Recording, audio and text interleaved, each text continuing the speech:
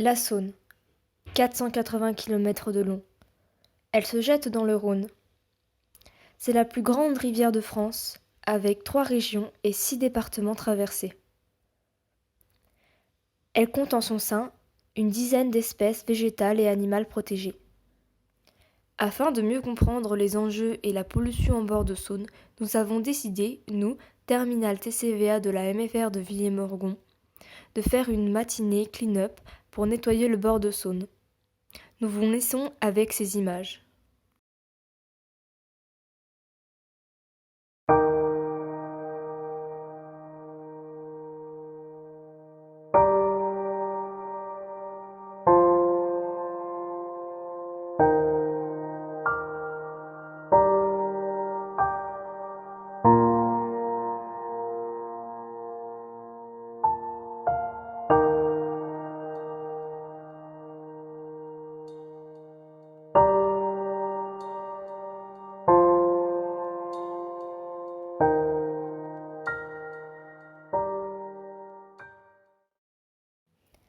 Le résultat, en l'espace d'une heure et sur à peine 2 km, 47 kg de déchets.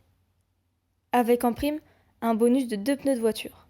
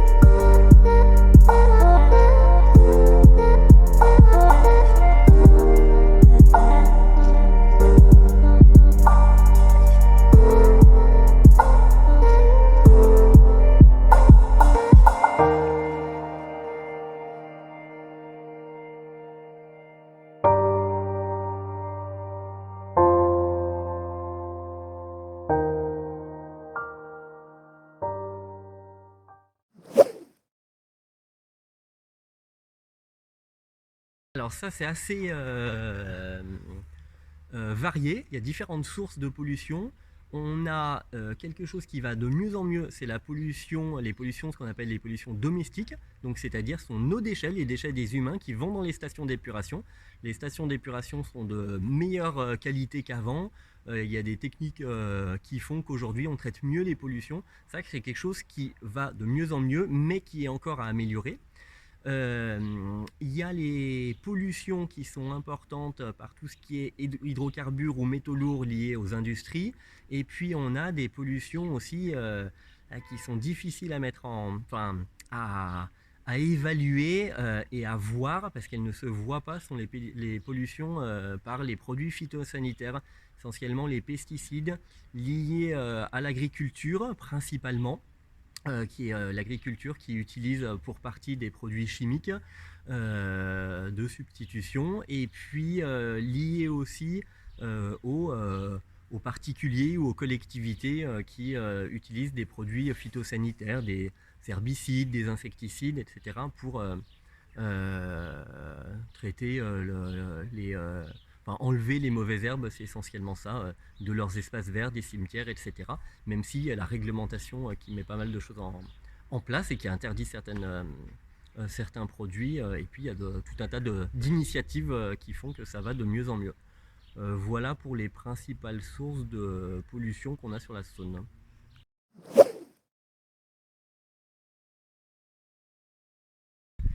Alors sur les prairies inondables, les prairies naturelles du bord de Saône, il y a tout un ensemble d'oiseaux, on appelle ça un cortège d'oiseaux prairiaux. Les plus emblématiques, celle qu'on le voit le plus facilement, c'est le courlis cendré, au chant caractéristique et puis qui est très visuel. Après, le râle des genêts est une espèce qui est emblématique, beaucoup plus discrète, que l'on entend plus que l'on ne voit de nuit, mais qui, elle, est en fort déclin. Plus de 90% de la population française a disparu en l'espace de 20-30 ans, que le courlis cendré se porte bien. Et sur le Val de Saône, le courlis cendré est caractéristique, assez emblématique, parce qu'il y a plus de la moitié de la population française nicheuse qui se reproduit sur les prairies du Val de Saône. Donc voilà, on a une grosse responsabilité par rapport à cette espèce-là. Mais les contrats qu'on fait avec les exploitants agricoles protègent tous les oiseaux prairiaux. Par exemple, le tarier des prés, la bergeronnette printanière, qui sont des petits passereaux de la taille d'un moineau. Mais les contrats qu'on met en place, c'est retarder la fauche pour que les oiseaux aient le temps de se reproduire. Et tous les oiseaux présents sur la parcelle sont protégés. Donc voilà.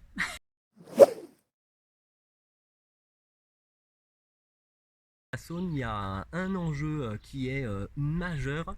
On va dire deux, mais c'est lié. C'est la préservation des habitats et la connexion entre ces habitats. C'est-à-dire que la Saône, c'est un cours d'eau, ce qu'on appelle le lit mineur, c'est-à-dire l'endroit où l'eau coule, et c'est également le lit majeur, sa surface quand elle est inondée. Et la Saône inonde beaucoup, elle est très plate, donc cette surface est énorme, et les prairies qui sont de part et d'autre de la Saône sont des milieux extrêmement riches pour la faune et pour la flore, et pour tout un tas d'espèces, les oiseaux, certains mammifères, mais aussi, voilà, merci de petite mésange là, d'agrémenter le propos, mais aussi les poissons. Et on a une espèce par exemple qui est un bon exemple, c'est le brochet. Le brochet, il a besoin de la Saône pour se nourrir, il se nourrit en Saône, mais par contre il va se reproduire dans les prairies. Donc s'il n'y a pas de connexion entre ces deux, il peut pas passer, il peut pas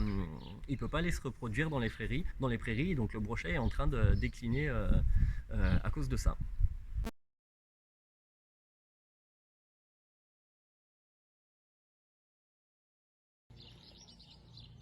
Et ben alors ce que j'en ai pensé de la journée, c'est qu'au final c'était plutôt pas mal et on s'attendait absolument pas à trouver autant de déchets que ça. On a trouvé 45 kilos et surtout qu'on a trouvé des déchets comme des pneus, pas mal de bouteilles d'alcool, des bouteilles en plastique, en verre, et franchement on a trouvé un peu de tout et de rien. Donc au final on s'attendait pas du tout à ça, mais en soi c'était une très bonne journée et en soi 45 kilos en une matinée c'était pas mal. J'ai beaucoup aimé la journée clean-up car déjà on était en classe, donc on a pu s'amuser en groupe avec nos amis. Et en plus, on a pu apercevoir qu'à peine en peu de kilomètres, il y avait beaucoup de déchets et on a ramassé des choses surprenantes, comme des pneus ou alors des soutiens-gorge, des choses assez intéressantes. On a fait une journée clean-up en fait sur les bords de Saône. On a ramassé beaucoup de déchets, 45 kilos de déchets à peu près, du plastique, des pneus, etc. On a ramassé tout ça en même pas 2 heures. C'était très instructif. Comme ça, on a vu tout ce que les gens jetaient.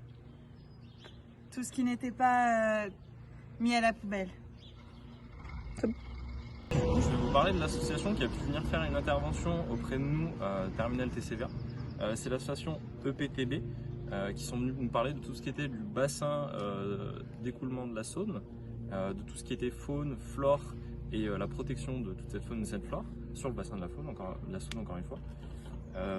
On a pu voir avec eux par exemple que grâce à la diminution de la pollution dans la Saône, avec les déchets etc., beaucoup d'espèces ont pu revenir, comme par exemple la loutre qui revient de plus en plus dans nos rivières et principalement dans la Saône.